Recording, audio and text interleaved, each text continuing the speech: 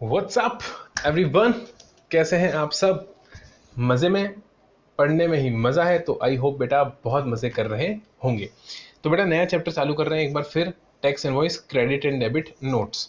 Amendment series चल रही है साहब, सीए फाइनल और सीए इंटर वाले बच्चों के लिए, और मेरे हिसाब से सीए इंटर वाले बच्चों के लिए ये होगा बेटा आपका लास्ट लेक्चर। ठीक है, इसके बाद आपके पास बचेगा रिटर्न्स भी मैं डाल दूंगा, बट मेजर तौर पर जो अमेंडमेंट्स है बेटा वो यहाँ तक आपके कवर हो चुके होंगे। ठीक है, फाइनल वालों के लिए भी कुछ लेक्चर्स और भी बाकी हैं साहब, प्रोसीजरल पार्ट से भी कुछ चैप्टर्स हैं, और आप लोगों के लिए सबसे बड़ा अमेंडमेंट जो है बेटा बचे हुए लेक्चर्स के अंदर वो है रिफंड का।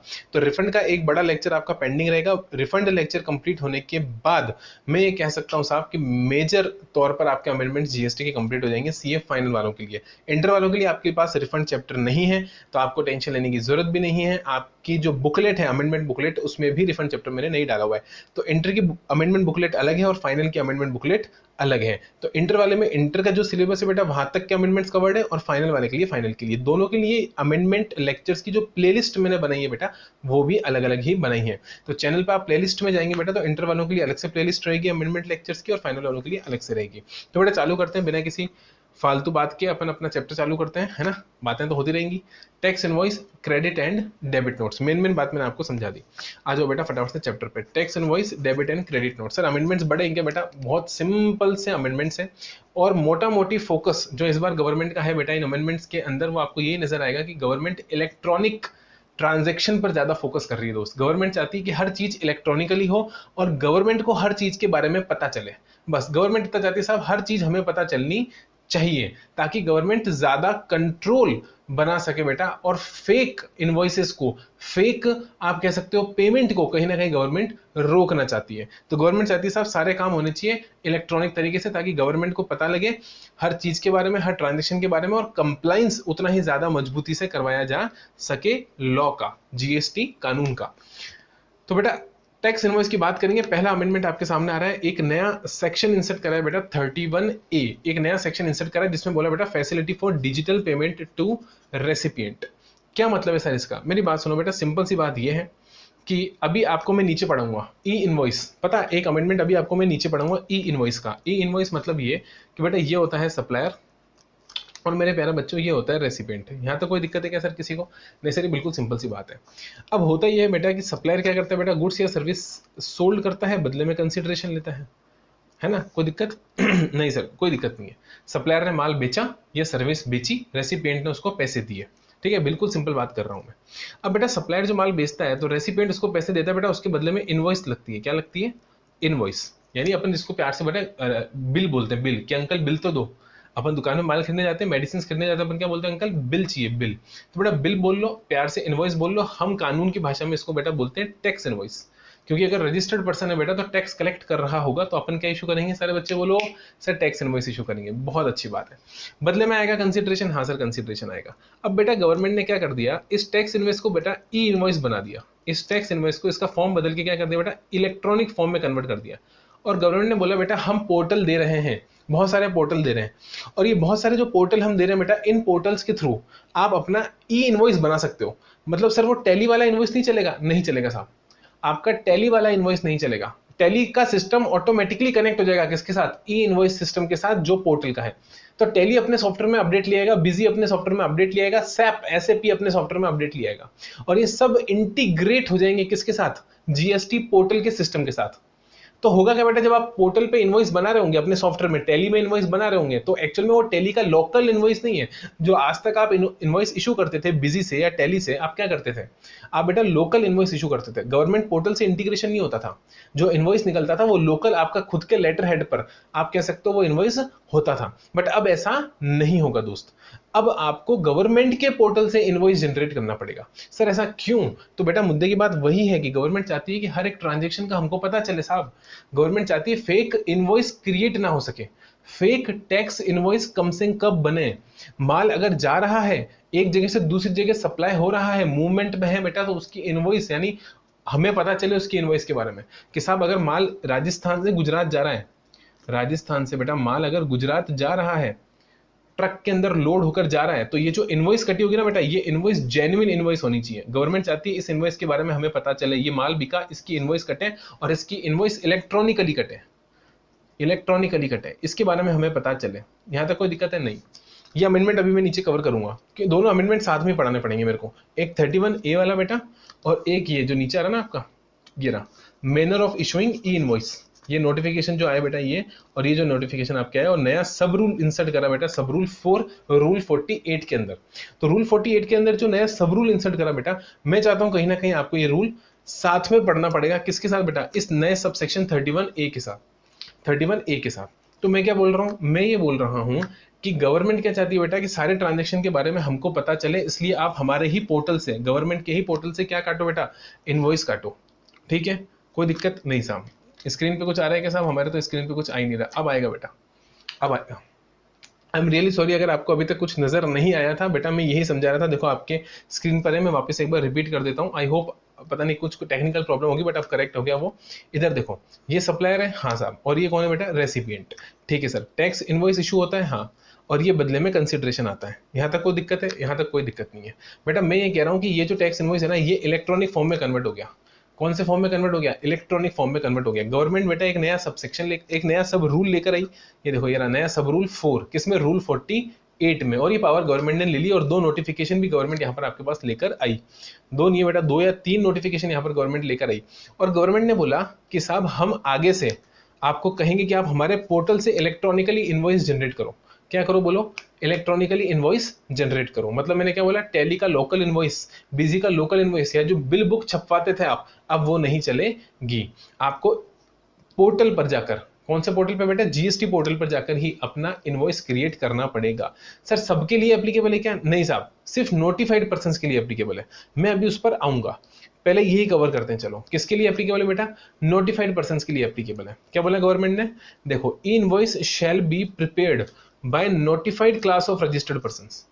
सबके लिए नहीं है साहब। देखो, छोटे आदमी को फिर परेशान करने वाली बात हो जाएगी, तो गवर्नमेंट छोटे आदमी को परेशान नहीं करना चाहती। तो गवर्नमेंट ध्यान रखने यहाँ पर एक टर्नओवर डिसाइड करेगी कि भाई साहब जो इतने करोड़ के ऊपर वाले लोग हैं, इन्हीं के लिए ई इनवॉइस मैंडेटरी है। छोटे लोगों को अभी नहीं घसीटा जाएगा साहब। छोटा दुकानदार है, वो कहाँ पोर्टल पे जाके अपना इनवॉइस बनाएगा? वो तो अपनी बिल बुक ही छपवाएगा, वो तो टैली से ही प्रिंट निकाल के देगा, और जैसे अपना जीएसटीआर भरता है वैसे ही जीएसटीआर भरेगा। समझ रहे हो? हाँ सर। लेकिन गवर्नमेंट चाहती है जो मोटा अमाउंट के ट्रांजेक्शन है बेटा, वो हमारी नजर में आए। जो बड़े बड़े बिजनेसमैन हैं, जहां फ्रॉड होने की प्रोबेबिलिटी बहुत ज्यादा होती है, गवर्नमेंट चाहती है बेटा वो लोग हमारी नजर में रहें। इसलिए उनके ऊपर गवर्नमेंट मैंडेटरी कर देगा साहब कि आपका इनवॉइस इलेक्ट्रॉनिक फॉर्म में ही कटना चाहिए। तो गवर्नमेंट ने बस ये बोला कि नोटिफाइड सबके लिए बनाए क्या साहब? नहीं, सबके लिए नहीं बनाए। देखो बेटा, किसके लिए बनाया? सिर्फ notified class of registered persons. मेरा मार्कर दिख रहा है आपको? हाँ सर, मार्कर दिख रहा है, ये रहा, notified class of registered persons. और notified class of registered persons को ही, मतलब notified class of registered person मतलब वो रजिस्टर्ड पर्संस जो गवर्नमेंट नोटिफाई करेगी, है ना, नोटिफिकेशन लाकर। और वो डेफिनेटली टर्नओवर बेस्ड ही होना चाहिए मेरे हिसाब से तो।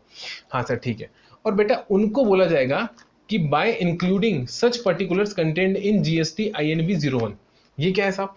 बेटा ये एक स्टैंडर्ड फॉर्मेट है, यूं समझ लो आप। इनवॉइस कैसा होना चाहिए उसका एक स्टैंडर्ड फॉर्मेट गवर्नमेंट ने इशू करा है बेटा कि आपका इनवॉइस ऐसा होना चाहिए, GST INV 01।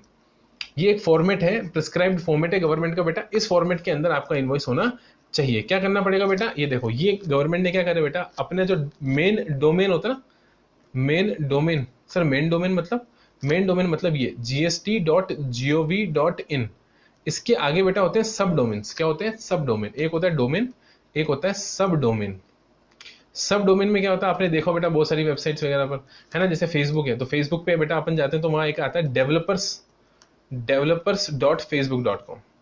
बेटा अपन खोलते हैं चलाने के लिए, तो अपन सिर्फ क्या डालते हैं? facebook.com। अपन सिर्फ ये पोर्शन डालते हैं, मेन डोमेन डालते हैं facebook.com। वैसे ही होता है बेटा developers.facebook.com। क्या होता है? developers. ये आगे कुछ भी लगाते थे ना, जैसे आपने काफी वेबसाइट्स पे देखा होगा, ब्लॉग डॉट करके आगे वेबसाइट का नाम होता है और फिर आता है .com। तो ये ब्लॉग क्या है? ये है सब डोमेन। ये डेवलपर क्या है? ये है सब डोमेन। तो वैसे ही गवर्नमेंट ने अपना जो मेन डोमेन था बेटा gst.gov.in, उसके आगे बहुत सारे सब डोमेन बना दिए। ई इनवॉइस 1, ई इनवॉइस 2, ई इनवॉइस 3, ई इनवॉइस 4, ई इनवॉइस 5, ई इनवॉइस 6, ऐसे करके शायद मेरे हिसाब से बेटा 10 यहाँ पर क्या बना दिए? सब डोमेन्स बना दिए। अच्छा, ओके सर, सब डोमेन्स बना दिए। और वो सब डोमेन बना के गवर्नमेंट ने क्या करा बोलो? आपको एक फैसिलिटी दे दी साहब कि आप इनमें से किसी भी सब डोमेन पे जाके अपना ई इनवॉइस बना सकते हो। कुछ भी नहीं करना बेटा, नोटिफाइड पर्टिकुलर्स गवर्नमेंट बताएगी, वो पर्टिकुलर्स आपको वहां पर फीड करने हैं। फीड करने से एक IRN invoice reference number generate होगा बेटा, ये देखो ये रहा, एक IRN जनरेट होगा, इनवॉइस रेफरेंस नंबर। और इस IRN जैसे अपना चालान नंबर नहीं होता, चालान आइडेंटिफिकेशन नंबर, तो बेटा पेमेंट करने से पहले चालान जनरेट करना पड़ता है। आपको ध्यान है अच्छे से, जिसका सिन अपन बोलते हैं, सिन, CIN, सिन, ठीक है। और सिन जनरेट होने के बाद फिर अपन पेमेंट करते हैं पोर्टल के ऊपर, आपको अच्छे से पता है। उसी तरीके से इनवॉइस बनाने से पहले आपको IRN बनाना पड़ेगा। क्या बनाना पड़ेगा? IRN, invoice reference number generate करना पड़ेगा। जैसे IRN जनरेट होगा, इनवॉइस का फॉर्मेट आपके सामने आ जाएगा, उसके अंदर आप इनवॉइस फिल करो, और ये पूरा प्रोसीजर रहेगा, ठीक है। कभी फुर्सत मिलेगी तो अपन प्रैक्टिकली देख भी लेंगे, कोई दिक्कत की बात नहीं है। लेकिन अभी मेरा फोकस किस पर है बेटा? एग्जाम पर। तो एग्जाम पे फोकस है, तो यहाँ अपन को ध्यान रखना है, MCQ यहाँ से आपसे पूछ सकता है वो, ठीक है। सर इतने सारे क्यों करें, 1 2 3 4 ऐसे 10 क्यों बनाए बेटा?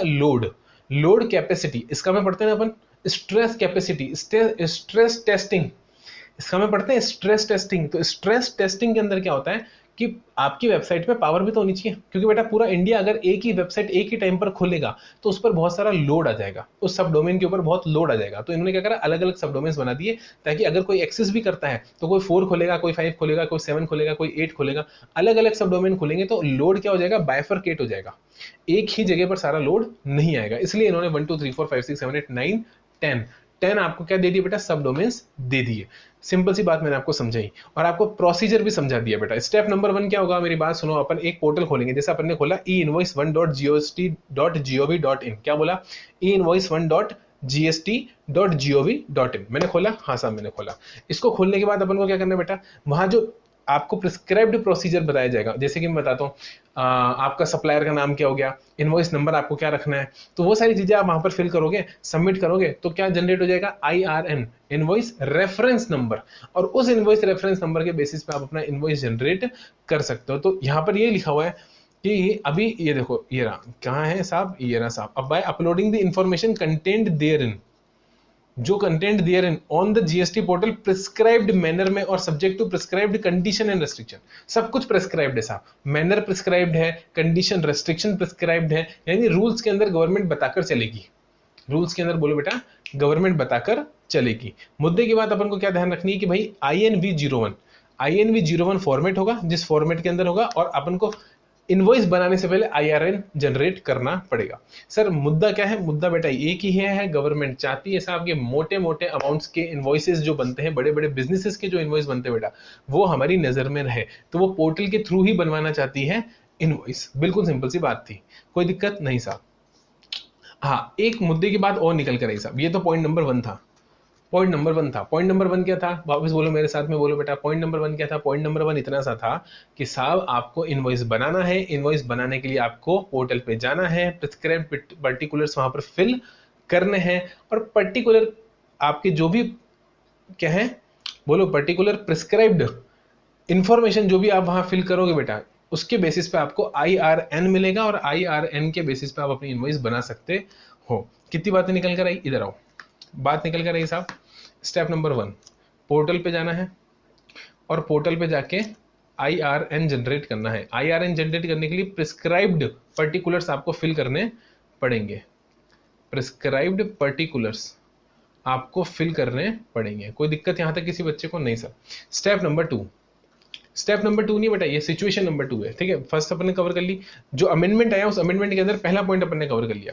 दूसरे पॉइंट में अपन ने बेटा इनवॉइस कहाँ कहाँ बनेगा, पोर्टल वगैरह था, वो भी कवर कर लिया। दूसरी इंपॉर्टेंट चीज है बेटा कि इसके अलावा अगर आप कोई भी इनवॉइस बनाओगे तो वो इनवैलिड इनवॉइस मानी जाएगी। गवर्नमेंट ने साफ बोल दिया, shall not be treated as an invoice in any manner other than the manner specified in the rule 48 sub rule number 4।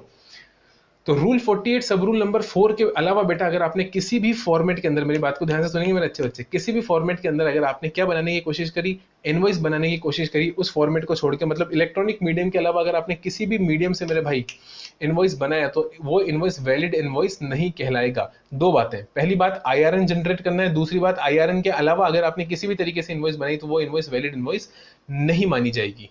कोई दिक्कत नहीं साहब, कोई दिक्कत नहीं है, बिल्कुल सिंपल सी बात यहाँ पर मैंने करी।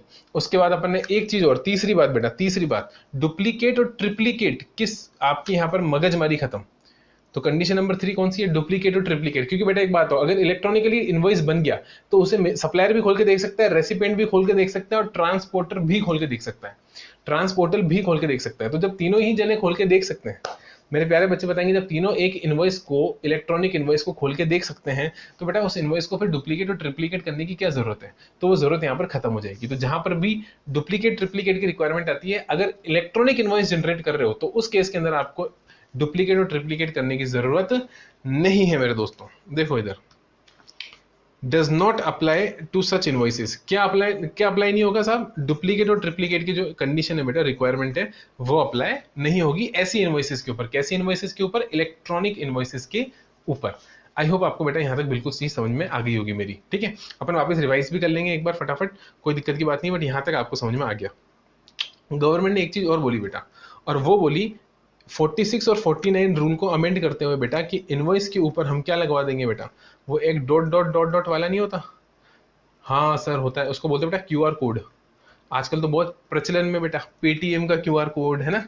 जब से लॉकडाउन हुआ, लॉकडाउन के पहले आपको ध्यान है नोटबंदी हुई थी, नोटबंदी के टाइम से ये बहुत ज्यादा फेमस हो गया साहब क्यूआर कोड का कॉन्सेप्ट। अभी हर दुकान पर आपको क्या मिलता है बेटा? क्यूआर कोड मिलता है।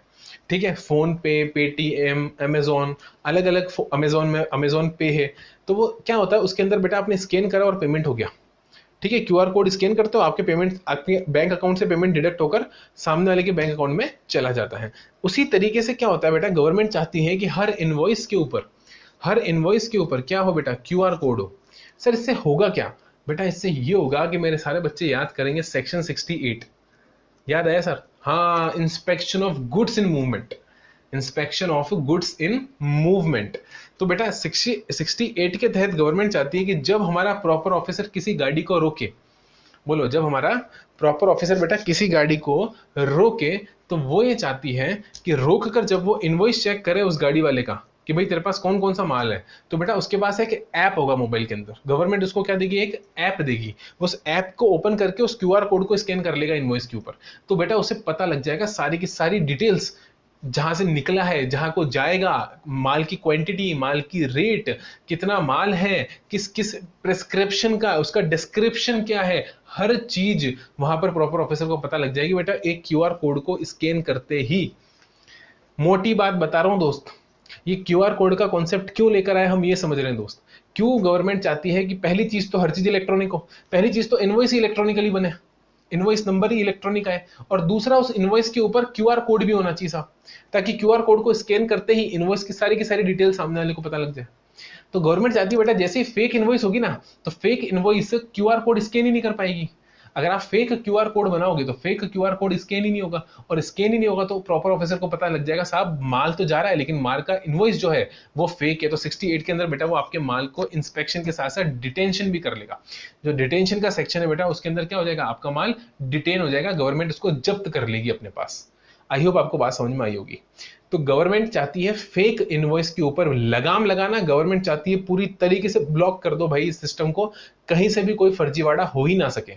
तो बड़े बड़े अमाउंट सबके लिए नहीं बेटा, छोटा इंसान फर्जीवाड़ा करता भी नहीं है। जो छोटा है वो बेटा माल बेचता है, शाम को अपने घर जाता है, बात खत्म हो जाती है। जो बड़े लोग होते हैं बेटा, जहां ज्यादा अमाउंट इन्वॉल्व होता है ना, वहां पर ब्लैक मनी जनरेट होता है, और ब्लैक मनी को बचाने के लिए ये लोग क्या करते हैं? फिर फर्जीवाड़ा करना चालू करते हैं, 2 नंबर में काम को करना चालू करते हैं, फेक इनवॉइस बनाने की कोशिश करते हैं, फेक गुड्स को, मतलब एक जगह से दूसरी जगह माल को इस तरीके से पहुंचाना चाहते हैं बेटा कि नजर में ना आए गवर्नमेंट के। गवर्नमेंट इसी चीज को रोकना चाहती है, इसलिए गवर्नमेंट एक प्रॉपर मैकेनिज्म इंप्लीमेंट करना चाहती है, इलेक्ट्रॉनिक मैकेनिज्म, कि भाई साहब पकड़ में आ जाए आदमी। एक बार बेटा अगर आदमी पकड़ में आ गया तो वहां से बड़ी वसूली कर सकती है गवर्नमेंट। समझ में आ रही बात? तो गवर्नमेंट को टैक्स रेवेन्यू कलेक्ट करने में भी यहाँ आसानी होगी दोस्त, कि जो टैक्स की चोरी होती है वो चोरी यहाँ पर रोक पाएंगे अपन। तो 2 मेन चीजों पे गवर्नमेंट ने फोकस करा, किस पर बेटा? एक तो ई इनवॉइस, कौन सा इनवॉइस? ई इनवॉइस, और दूसरा बेटा क्यूआर कोड, दूसरा क्यूआर कोड। तो यहां से एमसीक्यू पूछ सकते हैं क्या? बेटा एमसीक्यू पूछ सकते हैं, अदरवाइज अलग से कोई क्वेश्चन तो टिपिकली बनना नहीं चाहिए। थ्योरी में अगर कोई क्वेश्चन बेटा 4 या 5 नंबर का वो बना दें तो बना सकते हैं साहब कि इलेक्ट्रॉनिक इनवॉइस के ऊपर एक नोट लिखो या इलेक्ट्रॉनिक इनवॉइस को ब्रीफ में समझाओ। तो ब्रीफ में समझाने के लिए सबसे पहले क्या लिख कर आओगे आप, सबसे पहले लिख कर आओगे कॉमन पोर्टल पे जाना है। कॉमन पोर्टल अलग अलग हो सकता है, ई इनवॉइस 1 2 3 4 5 6 7 8 9 10.gst.gov.in। फिर आप क्या लिखोगे, आप लिखोगे बेटा वहां पर जाकर हमें IRN invoice reference number generate करना पड़ेगा by filling the prescribed particulars, by filing the prescribed particulars, ठीक है। और फिर तीसरी चीज आपको लिखनी पड़ेगी, द कॉन्सेप्ट ऑफ और रिक्वायरमेंट ऑफ डुप्लीकेट और triplicate invoice will not apply, नहीं शैल नॉट अप्लाई, विल नहीं shall not apply to such invoices. बस इतनी सी बात अगर आपने लिख दी बेटा तो पूरा 4 नंबर या 5 नंबर आपको वहां पर मिल जाएंगे। कितनी बात मैं वापस बोलूंगा साहब, पहली बात कौन सी बात साहब, पोर्टल पे जाना है, लॉग इन करना है। पोर्टल कौन कौन से होंगे वो बता दिया, invoice1.gst.gov.in ऐसे करके 10 है। उसके बाद क्या बताना है साहब, वहां पर जाके IRN जनरेट करना है। IRN जनरेट करने के लिए प्रिस्क्राइब्ड पर्टिकुलर्स वहां पर फाइल करने पड़ेंगे। तीसरी चीज बेटा डुप्लीकेट ट्रिप्लीकेट वाली इनवॉइसेस की रिक्वायरमेंट ऐसी इनवॉइस पर मतलब इलेक्ट्रॉनिक इनवॉइस पर एप्लीकेबल नहीं होगी। चौथी बात बेटा अपने यहाँ पर क्या देख ली, क्यूआर कोड की देख ली कि जो भी इनवॉइसेस ऐसी बनेगी उनके ऊपर क्यूआर कोड होना जरूरी है। और क्यूआर कोड की रिक्वायरमेंट कहां से आ गई बेटा, 46 और 49 रूल को इन्होंने यहां पर अमेंड कर दिया और अमेंड करके बोल दिया बेटा शैल, ध्यान रखना बेटा यहाँ शैल लिखा है, shall have quick response code, यानी क्यूआर कोड होना ही चाहिए टैक्स इनवॉइस और बिल ऑफ सप्लाई के ऊपर। तो इस चीज को यहां पर क्या कर दिया बेटा, मैंडेटरी रिक्वायरमेंट बना दिया। आई होप आपको बात बिल्कुल समझ में आ गई। अब बेटा एक बात बताओ, इधर आओ वापस अपने एग्जाम्पल पे। मैंने क्या बोला था, सप्लायर रेसिपिएंट को क्या देगा, टैक्स इनवॉइस देगा, उसके बदले में रेसिपिएंट क्या देगा बेटा, कंसीडरेशन। बेटा गवर्नमेंट इतनी चतुर हो गई, गवर्नमेंट इतनी चतुर हो गई कि गवर्नमेंट ने ना केवल सिर्फ इसको इलेक्ट्रॉनिक फॉर्मेट में कर कर उस ट्रांजेक्शन को अपनी नजर में लाने की कोशिश करी। गवर्नमेंट चाहती है दोस्त हमारी नजर में रहे हर एक ट्रांजेक्शन। और बेटा ना केवल गवर्नमेंट ये चाहती है कि हमारी नजर में रहे हर एक ट्रांजेक्शन, गवर्नमेंट ये भी चाहती है कि हमारी नजर में रहे हर एक पेमेंट ऑफ कंसीडरेशन। क्या बात कर रहे हो सर, हाँ साहब, गवर्नमेंट चाहती है कि पैसा जो वापस आ रहा है रेसिपिएंट से सप्लायर के पास वो भी हमारी नजर में रहे। सर कैसे करेंगे ऐसा, बेटा ऐसा ऐसे करेंगे कि पोर्टल पर ही है एक सिस्टम बना देंगे। जैसे पोर्टल पे ई इनवॉइस का सिस्टम बनाया ना, invoice1.gst.gov.in, बेटा ऐसा ही एक सिस्टम बना देंगे जहां पर सप्लायर को ऑप्शन देंगे कि आप इनवॉइस के साथ साथ पेमेंट का लिंक भी भेज दो, पेटीएम करो। बिल्कुल उसी तरीके से आप क्या करते हो बेटा, आप पेटीएम का लिंक व्हाट्सएप कर देते हो क्रिएट करके। बेटा जैसे फॉर एग्जांपल 1000 रुपए का माल है तो आप 1000 का क्या करते हो, पेटीएम पर जाकर लिंक क्रिएट करते हो 1000 रुपए का, और वो सामने वाले को लिंक फॉरवर्ड कर देते हो जिससे भी आपको पेमेंट लेना है। वो इंसान उस लिंक का इस्तेमाल कर आपको 1000 का पेमेंट कर देता है। बोलो हाँ कि ना, हाँ सर। उसी तरीके से गवर्नमेंट क्या करेगी बेटा कि ये जो इनवॉइस इलेक्ट्रॉनिकली गवर्नमेंट ने भिजवाया है, इधर देखो ये जो इनवॉइस गवर्नमेंट ने भिजवाया बेटा इलेक्ट्रॉनिकली, ऐसे ही गवर्नमेंट आपको कहेगी कि रेसिपिएंट को एक काम करो, हमारे पोर्टल से इलेक्ट्रॉनिकली एक लिंक भी भेज दो साहब, और उस लिंक का इस्तेमाल कर वो क्या करेगा, आपको इलेक्ट्रॉनिकली पेमेंट कर देगा।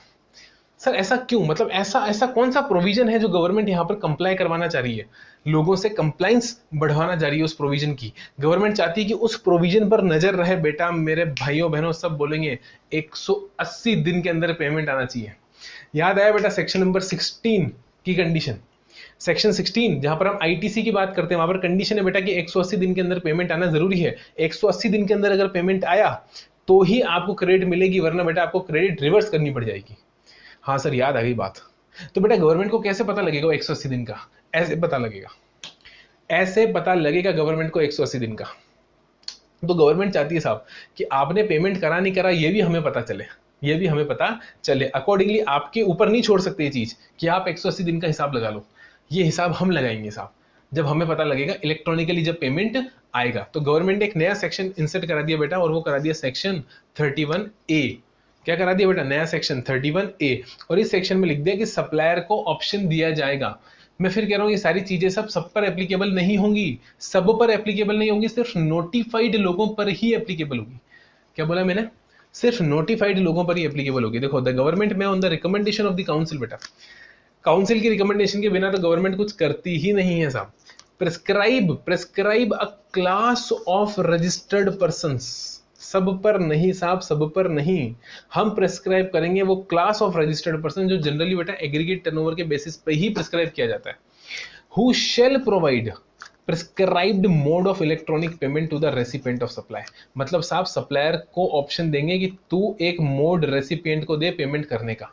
एक इलेक्ट्रॉनिक मोड जिसके थ्रू रेसिपिएंट तुझे पेमेंट कर सके। ऐसा तू लिंक रेसिपिएंट को भेज दे जैसे तू पेटीएम का भेजता है, of goods and services, and give option to such a recipient to make payment accordingly, and give an option to the recipient, यानी सप्लायर रेसिपिएंट को ऑप्शन दे रहा है कि देख तू इस ऑप्शन से मुझे पेमेंट कर सकता है, और वो ऑप्शन बेटा डेफिनेटली गवर्नमेंट अपने पोर्टल के थ्रू ही देगी, ताकि गवर्नमेंट भी नजर रख सके बेटा कि कंसिडरेशन आया कि कंसिडरेशन नहीं आया 180 दिन के अंदर। बस ये छोटी सी बात थी बेटा, कंडीशन और रेस्ट्रिक्शंस वहां पर प्रिस्क्राइब कर कर चलेगी गवर्नमेंट, वो तो हमेशा गवर्नमेंट करती है प्रिस्क्राइब। तो इस नए सेक्शन का भी बेटा हमने यहाँ पर कवरेज कर लिया, समझ लिया बेटा इस नए सेक्शन को भी, 31A को भी। तो मेरे प्यारे बच्चे मेरी बात को बताएंगे क्या क्या कवर हो गया बेटा। 31A कवर हो गया, हाँ, और साथ ही साथ यहाँ पर जो नया सब रूल 4 आया था रूल 48 के अंदर, जहां पर ई इनवॉइस की बात करी, वो भी हमने समझ ली। अगर क्वेश्चन आता है बेटा MCQ आता है QR कोड के ऊपर, तो QR कोड रिक्वायर्ड है कि नहीं है साहब? हाँ, QR कोड रिक्वायर्ड है। सर क्या सारे इनवॉइसेस पर QR कोड होना चाहिए क्या? हाँ बेटा, सारे इनवॉइसेस पर QR कोड होना चाहिए जितने भी इलेक्ट्रॉनिक इनवॉइस बन रही है। सर इलेक्ट्रॉनिक इनवॉइस मैंडेटरी है क्या सबके लिए? नहीं बेटा, सबके लिए मैंडेटरी नहीं है, केवल prescribed class of registered persons जो जीएसटी काउंसिल रिकमेंड करेगी उसी के ऊपर ये क्या होगा बेटा, बोलो, एप्लीकेबल होगा। ठीक है, सबके ऊपर एप्लीकेबल नहीं है ई इनवॉइस का कॉन्सेप्ट, ई इनवॉइस का कॉन्सेप्ट। ओके सर, फिर आती है बात किसकी बेटा? डिजिटल पेमेंट की। डिजिटल पेमेंट का सर सबके ऊपर एप्लीकेबल होगा, सबको अपने रेसिपिएंट को, हर सप्लायर को अपने रेसिपिएंट को इलेक्ट्रॉनिकली एक लिंक प्रोवाइड कराना पड़ेगा? नहीं सर, सबके ऊपर एप्लीकेबल नहीं है। गवर्नमेंट जो प्रिस्क्राइब करेगी क्लास ऑफ रजिस्टर्ड पर्संस, उन्हीं के ऊपर एप्लीकेबल होगा। सप्लायर को एक ऑप्शन होगा कि वो रेसिपिएंट को क्या कर सके, रेसिपिएंट को एक मैनर ऑफ पेमेंट अवेलेबल करा सके कि साहब इस मैनर से भी आप पे कर सकते हो, एक ऑप्शन प्रोवाइड करा सके। और वो ऑप्शन बेटा डेफिनेटली पोर्टल के थ्रू ही गवर्नमेंट प्रोवाइड करवा कर चलेगी, कोई दिक्कत नहीं साहब। तो यहां पर अपन ने दो चीजें कवर करी। गवर्नमेंट की नजर किस पर है बोलो? पहला कि इनवॉइस भी हमारे थ्रू बने और पेमेंट भी हमारे थ्रू आए। क्या बोला मैंने? इनवॉइस भी हमारे थ्रू बने बेटा और पेमेंट भी हमारे थ्रू आए। समझ में आई बात? हाँ सर, बात समझ में आ गई। आगे चले? हाँ सर आगे चलो। अब आगे आता है बेटा एक छोटा सा कॉन्सेप्ट, मेरी बात सुनो, बहुत सिंपल सा अमेंडमेंट है ये, मैं आपको कवर करवाता हूँ। मेरी प्यारी बात सुनते जाओ बस, और कुछ नहीं चाहिए बेटा, मैं सारी चीज आपको समझा दूंगा। मेरी बात को बस स्टेप बाय स्टेप आप सुनते जाओ। सर क्या बोल रहे हो आप? मैं ये बोल रहा हूँ बेटा, एक प्रोविजन होता है, आपको ध्यान होगा, section number 31 sub section number 3 clause B. क्या बोला मैंने? देखो लिखा हुआ भी आपको मैं दिखाता हूँ, ये रहा section number 31 sub section number 3 clause B. Sir कहां पर हाईलाइट करा आपने बेटा? यहां पर हाईलाइट करा, देखो ये रहा, ये रेड कलर दिख रहा है, हाँ 31 3B। तो section number 31 sub section number 3 clause B. क्या बोला जाता है बेटा इसको? बहुत सिंपल सी बात है, आप अच्छे से जानते हो बेटा। अगर एक दिन में माल आपका जो बिक रहा है वो 200 रुपए से कम का है, सामने वाला अनरजिस्टर्ड है और उससे क्या नहीं चाहिए, इनवॉइस नहीं चाहिए। ये बिल्कुल उस तरीके से बेटा, मैं दुकान पे गया, मैं रजिस्टर्ड इंसान नहीं हूँ साहब, मैं छोटा आदमी हूँ, घर चल रहा है साहब, ठीक है, मैं गया किसके पास बोलो, एक मेडिकल शॉप पे गया बेटा, वहां पर मैंने दवाई खरीदी बेटा, दवाई खरीदी, लेकिन मैंने क्या करा, कोई ना तो इनवॉइस लिया, क्यों? क्योंकि बेटा इनवॉइस चाहिए नहीं साहब। 300-400 रुपए की दवाई खरीदी, और 300 नहीं बेटा 150 रुपए की, 150 रुपए की दवाई खरीदी, क्योंकि 200 से अमाउंट अपन को कम रखना है। मैंने 150 की दवाई खरीदी, उससे इनवॉइस मांगा नहीं, और मैं अनरजिस्टर्ड पर्सन था, मैं वापस आ गया। दुकानदार ने मेरे को इनवॉइस दिया भी नहीं। मैंने बोला बेटा मैंने कहा एक नाइस न्यूमोसुलाइड, आपको ध्यान है न्यूमोसुलाइड एसपी नाइस आती है, पैरासिटामोल आती है, मैंने खरीद ली साहब, 5 पैरासिटामोल खरीद ली, 5 नाइस खरीद ली, 5 डाइक्लोफेनिक सोडियम खरीद ली। हाथ पैर दर्द कर रहे थे, मैंने कहा ठीक है डाइक्लोफेनिक सोडियम ले लेते हैं, और ये टेबलेट्स लेकर मैं क्या आ गया बेटा, मेरे घर पे आ गया। ठीक है, मुझे बताओ, यहां पर आप सब जानते हो बेटा, सप्लायर को at the end of the day, यानी दिन खत्म होने पर रात में बेटा बैठकर ध्यान रखना, जितनी भी ऐसी सेल हुई है, क्योंकि बेटा एग्रीगेट टर्नओवर का पार्ट तो है, माल तो बेचा है, हाँ 200 से कम का बेचा, और ऐसे इंसान को बेचा बेटा जो क्या नहीं है, जो आपके पास में रजिस्टर्ड नहीं है, जो अनरजिस्टर्ड इंसान है। तो अनरजिस्टर्ड इंसान को बेटा अगर मैं माल बेच रहा हूं, दूसरी चीज वो मेरे से मांग भी नहीं रहा इनवॉइस, वो मेरे से इनवॉइस मांग नहीं रहा, दूसरी चीज वो अनरजिस्टर्ड है, मतलब अनरजिस्टर्ड मतलब उसको आईटीसी लेना ही नहीं है, और मैंने उसको दिया नहीं क्योंकि उसने मांगा नहीं। तो बेटा लेकिन मेरी सप्लाई तो थी, तो इनवॉइस तो काटना पड़ेगा। तो गवर्नमेंट कहती है बेटा ऐसे इनवॉइसेस अगर हैं जिनकी कीमत 200 रुपए से कम है, अनरजिस्टर्ड पर्सन खरीद रहा है और वो इनवॉइस आपसे डिमांड नहीं कर रहा है, तो आप at the end of the day एक कंसोलिडेटेड टैक्स इनवॉइस वहां पर डिडक्ट कर सकते हो, काट सकते हो, फाड़ सकते हो, इशू कर सकते हो। ठीक है, क्या बोला? कंसोलिडेटेड टैक्स इनवॉइस, जिसके अंदर सारी ऐसी सप्लाईज आप बता सकते हो जो आपने पूरे दिन के अंदर करी है। ये कॉन्सेप्ट हम पढ़कर आते हैं 31 3B में, बिल्कुल प्रैक्टिकल बात है बेटा, ऐसे ही होता है। दिन भर में अपन एक बिल फाड़ देते हैं छोटी छोटी सप्लाईज का। ठीक है सर, समझ में आ गई बात। अब बेटा होता क्या है कि इसका गलत फायदा उठाया जाता है मल्टीप्लेक्स के द्वारा। सर थिएटर पिक्चर देखकर आते हैं, हाँ सर। तो बड़े बड़े मल्टीप्लेक्स होते हैं बेटा। मल्टीप्लेक्स पता है किसको बोलते हैं बेटा? जहां पर एक से ज्यादा स्क्रीन होती हैं, जहां पर मूवीज डिस्प्ले की जाती है। तो मूवी डिस्प्ले करने के लिए अगर एक ही थिएटर में एक से ज्यादा स्क्रीन है, आपको ध्यान है बेटा, सारे बच्चे जानते हैं बेटा, ऑडी 1, ऑडी 2, ऑडी 3, ऑडी 4। अपन को जो टिकट मिलता है उस पर देखते हैं बेटा ऑडी 2 में घुसना है कि ऑडी 3 में घुसना है, क्योंकि हर ऑडी में अलग अलग मूवीज है। सर ये ऑडी वो वाली ऑडी नहीं है, ये ऑडी मतलब ऑडिटोरियम है। तो ऑडिटोरियम 1, ऑडिटोरियम 2, कौन सा ऑडिटोरियम की बात हो रही है? तो बेटा इसका मतलब क्या है? इसका मतलब ये है कि जिस थिएटर में आप पिक्चर देखने गए हो वहां एक से ज्यादा स्क्रीन है, वहां पर एक से ज्यादा मूवीज एक टाइम पर लगी हुई है, वहां पर एक टाइम पर एक से ज्यादा मूवीज लगी हुई है, उसको बोलते हैं अपन मल्टीप्लेक्स। बेटा मल्टीप्लेक्स वालों के लिए गवर्नमेंट चाहती है कि आप बेटा, क्योंकि फॉर एग्जांपल देखो, मैं गया, मैं बालकनी में बैठा, मैं बॉक्स में नहीं बैठा, मैं किस में बैठा? बालकनी में बैठा। बेटा 180 रुपए का टिकट था। कितने का? 180 रुपए इंक्लूडिंग जीएसटी। 180 रुपए का जो टिकट मैं कटाऊंगा बेटा, 200 से कम है क्या? हाँ 200 से कम है। क्या मैं अनरजिस्टर्ड इंसान हूँ? हाँ बेटा मैं पिक्चर देखने जा रहा हूँ, मैं एक अनरजिस्टर्ड इंसान हूँ। क्या मेरे को वहां पर इनवॉइस चाहिए क्या? हाँ बेटा चाहिए। टिकट के बिना आप एंट्री नहीं ले सकते। गवर्नमेंट कहती है बेटा यहाँ पर आपके पास ऑप्शन हो गया ना, सामने वाला रजिस्टर्ड हो गया, अब टिकट मांगे ना मांगे एक अलग चीज हो गई, मैं टिकट मांगू ना मांगू एक अलग चीज हो गई, बट उसके पास तो ऑप्शन हो गया ना कि पहली चीज 200 से कम, दूसरी चीज सामने वाला अनरजिस्टर्ड, तो वो टैक्स इनवॉइस इशू नहीं करे। इसके लिए गवर्नमेंट चाहती है बेटा कि उसको मैंडेटरी बना दे साहब कि आपको टैक्स इनवॉइस इशू करना पड़ेगा, आप बच के नहीं निकल सकते। फर्जी बिना टिकट के आप लोगों को अंदर नहीं घुसा सकते, फर्जी बिना टिकट के आप अपना एग्रीगेट टर्नओवर कम नहीं कर सकते साहब। आप ये नहीं कह सकते कि आप एग्रीगेट टर्नओवर की लिमिट में ही नहीं आते हो, क्योंकि आपने पिक्चर तो दिखा दी लोगों को। क्या बोला मैंने? पिक्चर तो दिखा दी लोगों को लेकिन टिकट नहीं काटा था, क्योंकि आपने कहा सामने तो 200 रुपए से कम का टिकट है, 180 रुपए का टिकट है और सामने वाला अनरजिस्टर्ड पर्सन है और वो हमसे मांगा ही नहीं। ऐसा बोल दोगे ना, उसने हमसे मांगी नहीं, क्योंकि आपने उसको फर्जी एंट्री दिखवा दी। पैसा तो ले लिया, मैंने क्या बोला? पैसा तो ले लिया, लेकिन इनवॉइस आपने नहीं काटा था। गवर्नमेंट चाहती है कंसोलिडेटेड टैक्स इनवॉइस का कॉन्सेप्ट वहां पर ना हो। दिन भर में जो कंसोलिडेटेड टैक्स इनवॉइस एक इनवॉइस काट देंगे, ऐसा कॉन्सेप्ट वहां पर ना हो। वहां पर हर इंसान के लिए टिकट जरूरी है साहब, कि वाकई में पिक्चर देखी तो टिकट कटा। तो गवर्नमेंट ने वहां पर बोल दिया बेटा कि इलेक्ट्रॉनिक टिकट का कॉन्सेप्ट आपके लिए एप्लीकेबल हो जाता है। कैसे हो जाता है बेटा? एक नया सब रूल इंसर्ट कर दिया, ये रहा सब रूल 4A। किसके अंदर? रूल 48 के अंदर। इसे सारे बच्चे करेक्ट करेंगे साहब, ये 5 गलत यहां पर आ गया, इसको हटा दो, इसको यहां से हटा दो, ठीक है? ये करेक्शन है बेटा, बुक के अंदर आप कर लेना। 5 को हटा देना, रूल 48। तो रूल 48 के अंदर एक नया सब रूल इंसर्ट करा दिया, सब रूल 4A, और इसमें लिख दिया कि बेटा जो मल्टीप्लेक्स स्क्रीन वाले लोग हैं उसके लिए इलेक्ट्रॉनिक टिकट साहब शेल बी रिक्वायर्ड, मतलब मैंडेटरी कर दिया। क्या कर दिया मेरे सारे बच्चे बोलेंगे? अरे बोलो, मैंडेटरी कर दिया। बहुत बड़ा सिंपल बात है भैया, इसमें कुछ भी टफ नहीं है। मैं कोई आपको मैथमेटिक्स नहीं पढ़ा रहा हूँ, मैं कोई एल्जेब्रा नहीं पढ़ा रहा हूँ साहब आपको, यहाँ पर इक्वेशन नहीं पढ़ा रहा हूँ, केमिस्ट्री या फिजिक्स नहीं पढ़ा रहा हूँ बेटा, फॉर्मूला नहीं पढ़ा रहा हूँ। मैं सिंपल सी बात बोल रहा हूँ, थिएटर वाला आदमी है, पिक्चर दिखाता है, एक से ज्यादा स्क्रीन है, उसको इलेक्ट्रॉनिक टिकट इशू करना ही पड़ेगा। वो 31(3)(b का फायदा नहीं उठा सकता। एक दिन में मैं एक इनवॉइस इशू कर दूंगा कंसोलिडेटेड, ना बाबा ना। हर एक के लिए आपको टिकट इनवॉइस मतलब इशू करना पड़ेगा, और वो टिकट इलेक्ट्रॉनिक टिकट होगा।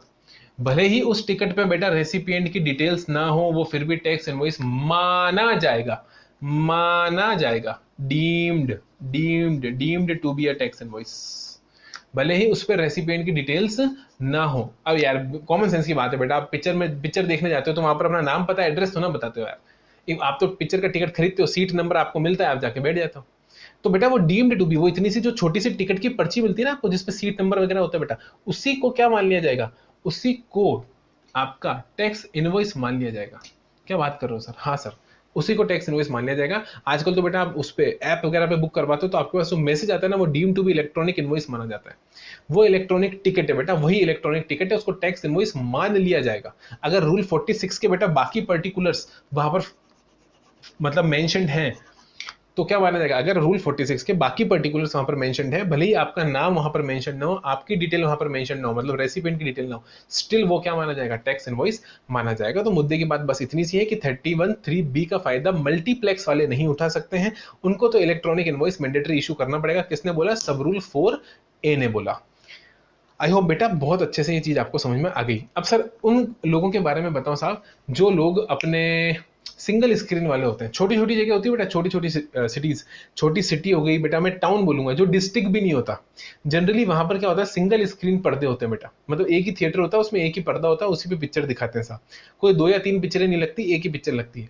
उनको बोला बेटा कि आप चाहो तो इलेक्ट्रॉनिक टिकट का कॉन्सेप्ट फॉलो कर सकते हो, मतलब उनको मैंडेटरी नहीं करा साहब, छोटे आदमी को परेशान करने की नीतिमत्ता हमारी नहीं है, हम तो बड़े आदमी को पकड़ेंगे। तो छोटे आदमी के लिए एक सिंपल सा कॉन्सेप्ट बोला, क्या बोला कि आप क्या कर सकते हो बेटा, एक टिकट इशू कर सकते हो, और जो टिकट आप इशू करोगे मेरे दोस्त, वो आप चाहो तो इलेक्ट्रॉनिक कर लो, चाहो तो मैनुअल कर लो, वो आपके ऊपर डिपेंड है, आप पे 31(3) एप्लीकेबल, 31(3)B एप्लीकेबल होगा।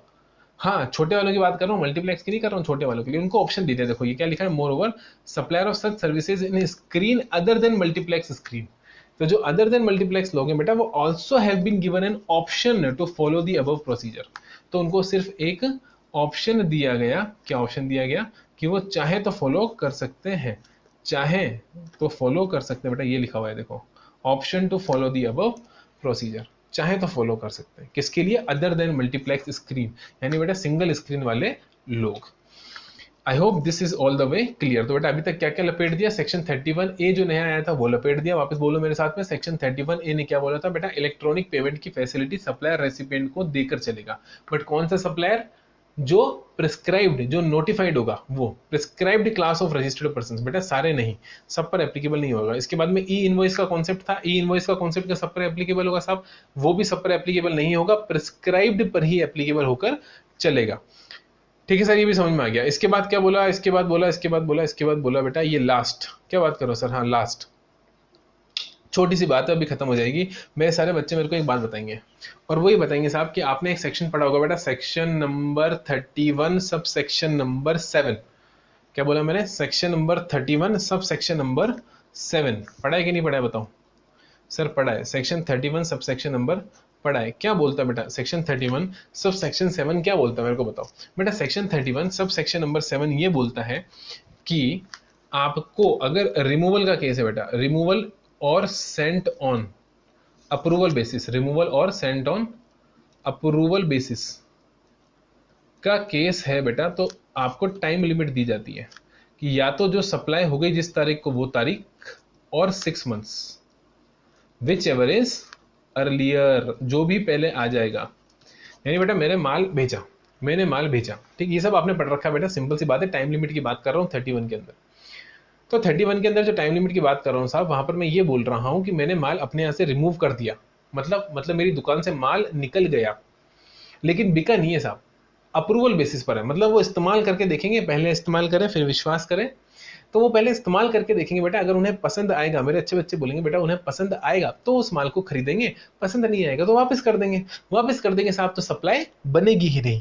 तो ऐसे में बेटा अपन सप्लाई चैप्टर में ऑलरेडी पढ़कर आए थे कि जो एग्जीबिशन पर्पस के लिए या कंसाइनमेंट बेसिस पर माल हम आउट ऑफ इंडिया यानी अब्रॉड लेकर जाते हैं, नॉन टैक्सेबल टेरिटरी में लेके जाते हैं, वो सप्लाई नहीं बनता। क्यों नहीं बनता सप्लाई, क्यों नहीं बनता सप्लाई, इसलिए नहीं बनता क्योंकि बेटा इनवॉइस है नहीं ना, सेल तो है ही नहीं, लेकिन हाँ डिलीवरी चालान काटना पड़ता है, ईवे बिल की रिक्वायरमेंट आती है, डिलीवरी चालान की रिक्वायरमेंट आती है, रूल 55 अपन को वहां पर फॉलो करना होता है, लिखा हुआ है देखो बेटा, मैं आपको दिखा दूंगा अभी इसमें, रूल 55 अगर आप लोग जानते हैं तो, हाँ सर हम जानते हैं।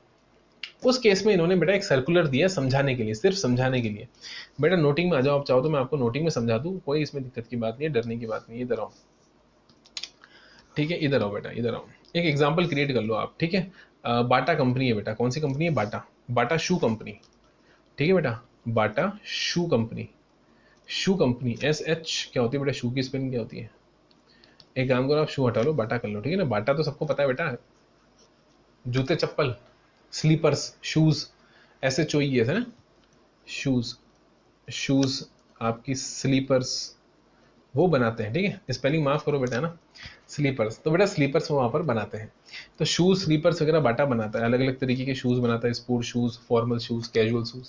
बेटा बाटा ने क्या करा, नॉन टैक्सेबल टेरिटरी में गया, कहाँ गया, नॉन टैक्सेबल टेरिटरी में, सर ये तो आपने उल्टा कर दिया, ये है मेरा भारत महान, और भारत महान के बाहर है यूएसए, बेटा यूएसए में एग्जीबिशन लगी है, किसकी लगी है, एग्जीबिशन लगी है बेटा, ठीक है, और उस एग्जीबिशन में पार्टिसिपेट करने कौन गया बेटा, बाटा गया, बाटा बाटा वाला बंदा यूएसए गया पार्टिसिपेट करने, किसके अंदर पार्टिसिपेट करने मेरे बच्चे बताएंगे मेरे को, एग्जीबिशन में, ठीक है, या फिर कंसाइनमेंट बेसिस पे उसने अपना माल भेजा।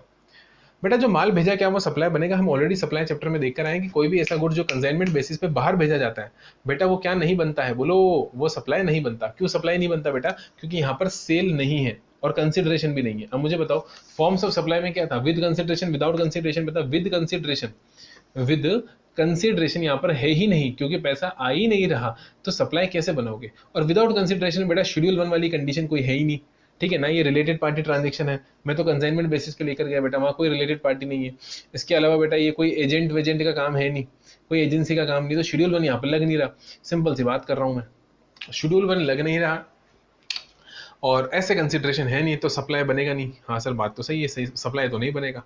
अब बेटा एक बात बताओ, सप्लाई नहीं बनेगा लेकिन लेकिन लेकिन लेकिन सप्लाई कब तक नहीं बनेगा? सप्लाई कब तक नहीं बनेगा बेटा? बकरी की अम्मा कब तक खैर बनाएगी? बोलो मेरे साथ, बकरी की अम्मा कब तक खैर बनाएगी? बताओ सप्लाई कब तक नहीं बनेगा? बेटा 6 महीने का टाइम है क्योंकि आपने गुड्स रिमूव कर दिया बेटा। 31(7) एप्लीकेबल हो गया यहाँ पर। सर्कुलर में सिर्फ यही समझाया कि 31(7) एप्लीकेबल हो गया और सेक्शन 31(7) एप्लीकेबल होते ही मेरे बच्चों अगर एक बार माल आपके यहां से रिमूव हो गया बेटा तो रिमूवल की डेट से 6 महीने, क्या बोला मैंने? रिमूवल की डेट से 6 महीने और date of supply whichever is earlier का प्रोविजन आप पर एप्लीकेबल हो जाएगा। यानी बेटा यूएस से आप लेकर गए हो ना तो ईमानदारी से गुड्स को वापस ले आओ। भाई 6 महीने बहुत होते हैं यार, एनआरटीपी भी हमको 90 दिन ही देते हैं। हम तो एनआरटीपी को, हमारे देश में अगर कोई आएगा तो हम 90 दिन से ज्यादा साहब उसको देंगे ही नहीं। फिर तो आप गए हो बेटा, 6 महीने तो बहुत होते हैं। तो 6 महीने के अंदर आपको समझ में नहीं आ रहा, आपकी एग्जीबिशन खत्म नहीं हो रही बेटा। कंसाइनमेंट बेसिस पे जो माल आप लेकर गए उसका मुद्दा आपको समझ में नहीं आ रहा, तो 6 महीने के अंदर तो ले आओ वापस। वापस ले आओगे बेटा तो कोई टेंशन नहीं है, कोई टैक्स इनवॉइस आपको इशू करने की जरूरत नहीं है। लेकिन अगर आप 6 महीने के अंदर लेकर नहीं आए तो दिक्कत हो जाएगी बेटा। फिर वहां पर आपको 100% यूनिट्स जो आप लेकर गए हो उसके रेस्पेक्ट में टैक्स इनवॉइस इशू करना पड़ेगा। मैं ना मतलब इसका ये हो गया बेटा कि वो क्या बन जाएगा? डीम्ड सप्लाई बन जाएगा।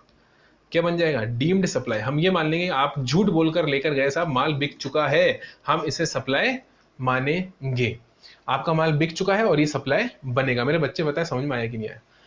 सिंपल सी बात है सर। इसमें फिर अब पार्शियल है तो पार्शियल के लिए इशू कर दो और पार्शियल नहीं है पूरा है तो पूरे के लिए इशू कर दो। और अगर पूरा ही वापस आ गया तो कुछ भी इशू मत करो। मतलब ये बेटा कि मैं 100 यूनिट्स लेकर गया था। कितनी यूनिट्स? 100 यूनिट्स। 100 में से बेटा 50 यूनिट्स सोल्ड हो गई, तो बेटा सोल्ड हो गई तो उसके लिए इशू इनवॉइस कर दो। इनवॉइस वैसे भी इशू हो जाएगा। अगर 50 यूनिट्स सोल्ड हो गई तो उसके लिए टैक्स इनवॉइस इशू हो जाएगा। और बेटा 50 यूनिट्स में से अगर मेरे अच्छे बच्चे बताएंगे 50 यूनिट्स में से 50 यूनिट्स सोल्ड नहीं हुई तो बेटा ये रिटर्न हो जाएगी, ये रिटर्न हो जाएगी। बट बेटा अगर ये भी रिटर्न नहीं हो रही है, मेरे कहने का मतलब है कि अगर 6 महीने में ये भी रिटर्न नहीं हुई अगर, तो बेटा यहां पर भी फिर आपको टैक्स इनवॉइस इशू करना पड़ जाएगा। मेरे कहने का मतलब सिर्फ इतना सा है कि जो आप वापस लेकर आ गए अपने भारत देश में, धरती माता के पास, भारत माता की जय लेकर आ गए माल को वापस, तो सप्लाई नहीं बनेगा। बट अगर माल लेकर नहीं आए 6 महीने के अंदर बेटा सप्लाई बन जाएगा। जितनी भी यूनिट्स वापस नहीं आई हैं उनके रेस्पेक्ट में आपको टैक्स इनवॉइस इशू करना पड़ जाएगा। सिंपल सी बात है। इसमें कोई दिक्कत की बात हो तो बताओ। एक एग्जांपल जरूर दे रखा है, वो एग्जांपल मैं आपको पढ़वा देता हूं। इंस्टीट्यूट ने वो एग्जांपल अपने स्टैट्यूटरी अपडेट में दिया हुआ था, मैंने यहाँ पर आपके पास लगा दिया। ठीक है कि नहीं है साहब? ठीक है, एक इसको आराम से पढ़ लेना, कोई दिक्कत नहीं। बुलेट वाइज मैंने यहाँ पे दे रखा है, एक बार ये देख लो आप। क्या बोला कि बेटा डिलीवरी चालान एज पर रूल 55 आपको काटना पड़ेगा। मतलब ईवे बिल का आपको यहाँ पर अपनी रिक्वायरमेंट 138 रूल 138 में ईवे बिल आता है, रूल 55 में डिलीवरी चालान की बात की गई है। वो रिक्वायरमेंट तो आपको फुलफिल करके चलनी पड़ेगी। बोलो पड़ेगी कि नहीं पड़ेगी साहब? पड़ेगी। In case the entire quantity is brought back within the stipulated period of 6 months from the date of removal, no tax invoice is required to be issued as no supply has taken place in such a case. In such a case, ऐसे case में बेटा कोई supply हुई ही नहीं है। अगर पूरा का पूरा माल आप 6 महीने में वापस ले आते हो तो आपको 1 रुपए की भी टैक्स इनवॉइस इशू करने की जरूरत नहीं है। हाउएवर अगर एंटायर क्वांटिटी 6 महीने में बेटा वापस नहीं आती है और ना ही सप्लाई बताई जाती है, मतलब ना आप ये कह रहे हो कि बिका और ना आप 6 महीने में वापस ला रहे हो, तो बेटा सबके लिए आपको टैक्स इनवॉइस इशू करना पड़ जाएगा। Is to be issued for the entire 100 units of the specified goods in accordance with the provision subsection in section 12 और सेक्शन 31। सेक्शन 31 इनवॉइस का है और सेक्शन 12 बेटा टाइम ऑफ सप्लाई का है। किसका है? टाइम ऑफ सप्लाई का है। तो वहां पर आपको क्या इशू करना पड़ जाएगा? टैक्स इनवॉइस इशू करना पड़ जाएगा। देखो बेटा ये लिखा हुआ है 31(7), इसी की बात में इतनी देर से यहां पर कर रहा था। किसकी बात कर रहा था? 31(7) की बात कर रहा था। ठीक है, हाँ सर ठीक है। इसी के साथ बेटा आपका ये चैप्टर कंप्लीट होता है। इसके अमेंडमेंट्स भी मैंने यहाँ पर कंप्लीट कर लिए। अगला चैप्टर आ रहा है बेटा accounts and records, E way bill. तो बेटा यहाँ पर ई वे बिल के अंदर छोटे मोटे अमेंडमेंट्स हैं जो अपन अगले लेक्चर में कंप्लीट करेंगे, क्योंकि मैंने पहले भी बोला है लेक्चर जो मैं दूंगा वो कैसे दूंगा, चैप्टर वाइज दूंगा, ठीक है। तो ये मैं यहाँ एंड कर रहा हूँ, अगला लेक्चर चालू करूंगा। इसी के बाद मैं तो यहीं बैठ के एक साथ 3 चैप्टर रिकॉर्ड करूंगा बेटा आपके लिए। और बेटा अगर वीडियो पसंद आ रहा हो तो please please please please like कर देना और सब्सक्राइब कर देना चैनल, और अपने फ्रेंड्स के साथ इस लेक्चर को शेयर कर देना। कमेंट करके जरूर बताना दोस्त। आप अगर आपने व्हाट्सएप ग्रुप अभी तक ज्वाइन नहीं करा बेटा, जीएसटी बाय एमएम सर, वो आप ज्वाइन कर सकते हो। वहां पर जीएसटी से रिलेटेड डायग्राम्स और बहुत सारी बातें करते हैं दोस्त हम सब मिलकर, और जीएसटी पे बहुत अच्छा डिस्कशन करते हैं। तो इनडायरेक्ट टैक्स में अगर आपका इंटरेस्ट है और जीएसटी से रिलेटेड अगर आपकी कोई भी क्वेरी है तो वहां पर आप पोस्ट कर सकते हो, 100% आपको वहां पर रिप्लाई मिलेगा बेटा। इसी के साथ bye bye tata, see you, मिलते हैं अगले लेक्चर में। कहीं भागना मत बेटा, अगला लेक्चर अभी अपलोड करने वालों में, ठीक है। चलो बाय।